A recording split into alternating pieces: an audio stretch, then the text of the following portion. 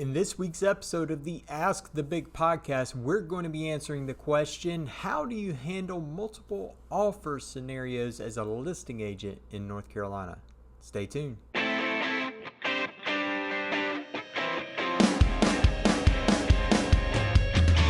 You're listening to the Ask the Bic podcast, where you'll hear answers to the most frequently asked questions from North Carolina real estate brokers. Submit your questions via email to askthebic@gmail.com. That's askthebic@gmail.com. Well, welcome to another week of the Ask the Big podcast. My name is Russ Lockamy. I've been a broker in charge in the Raleigh, North Carolina area for 13 years now. And this week's question comes from one of our very own agents, Hunter, and he asks, how do you handle multiple offer situations as a listing agent in North Carolina?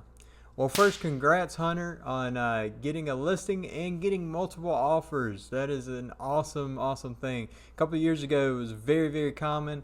A little less common now in our market today, but it still does happen. And, of course, it's a great question. How do you handle that? First thing that we got to talk about is presenting those offers. So once you get those offers, you're going to want to make sure to present those to your seller before we kind of even decide, where to go next.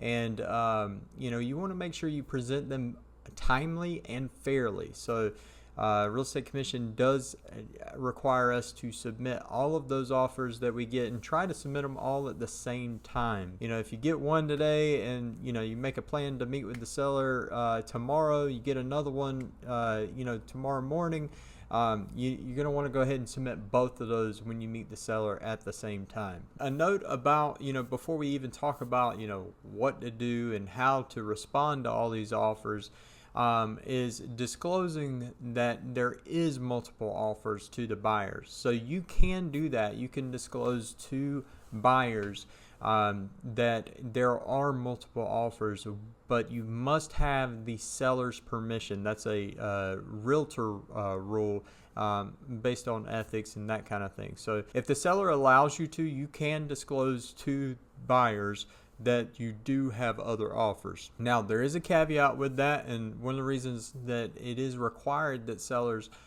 give you permission to do that is, of course, there's certain buyers that may decide they don't want to pursue it any further because they don't want to get into a bidding war. So you want to make sure you talk to your sellers about that and decide whether or not that is the best thing to do. Another note on disclosing the existence of offers to buyers, agents, and buyers is that you got to do that fairly as well. So if you tell one buyer that there is other offers, you've got to tell all of them. You got to be fair and consistent. And, you can tell the existence of offers, but you cannot tell anything about the terms of the other offers. So you can't say, hey, it was a cash offer, or they were closing in a couple of weeks, or you can't say it was over list price or anything like that. Now, unless the buyer of that offer does give you permission to divulge the details of their offer, but that's just never going to happen. So you can tell the existence of offers with your seller's permission, but not the details of that offer. So let's say you got 2 or 3 offers and maybe even more. And you've presented all these to the seller, and the seller's like, oh, what do I do? So how do we handle that? Well, there's 4 options. Okay, there's 4 different options. If there's one offer that's away and above all the other ones, the seller may choose to try and just work with that single offer and counter that one offer. They can choose to do that and kind of ignore, not respond to the other offers at this time. Now, again, you want to be kind of quick when you work in that way because you don't want, these other offers to just go away. So, you can counter with that one offer. You can just use the offer to purchase to counter that. You can mark through initial, or, you can do it via email, however you want to do. But you can choose to just work with one of the offers. Alternatively, you could use something called the Response to Buyer's Offer Form 340-T. That is a form that the North Carolina Real Estate Commission, North Carolina Realtors, actually, it's a realtor form, they have put together for us to use when responding to buyers' offers. And it gives you a few different options. One of those being a rejection. So if none of the offers are good, you can use that form or email to reject all of the offers. So you could work with just one. You could reject all of them. That's the second thing that you could do. You can also use that form to send a response to buyer's offer. So that's what it's called, a response to buyer's offer. It is not a counter, and it specifically says that on the form. But it does have a paragraph box that you can check, and you can list out what the seller might consider in an offer. So if all of your offers were really low, and say that the seller has their house listed at $450,000, but they'd probably consider $440,000, but all these offers came in, around $400,000. The seller could use that response to buyer's offer and put on that response to buyer's offer $440,000. They could list that, in other terms. You could put, due diligence periods, due diligence fees. You can put all kinds of things because it's just a paragraph box. So that is not a counter, but that is a way to kind of negotiate a little bit with the buyers to try and get their offers up.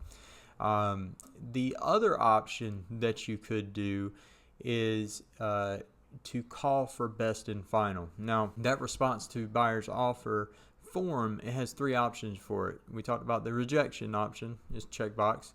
The response without countering box that you can check and list in the what your seller may consider. But there's also a call for best and final offers as a third checkbox. So if you want, you can use that form to easily call for best and final. We used to call it highest and best offers. The idea of calling it best and final instead of highest and best is that the highest offer is not always considered the best offer. So it kind of is a little misleading to ask for the highest and best, even though it says best. They just said it say best and final, and I agree with that. So that form, that response to buyer's offer 340-T can be used to ask for the best and final offer. It gives you a spot with a time to have those offers included by. And it does, I like using that form because it does have some legal language about, that the seller may choose to accept an offer before that deadline, or they may not choose any of the offers, and all that kind of stuff. So, so just to quickly go over those four again, you can reject all offers. Best way to do that may be through the response to buyer's form.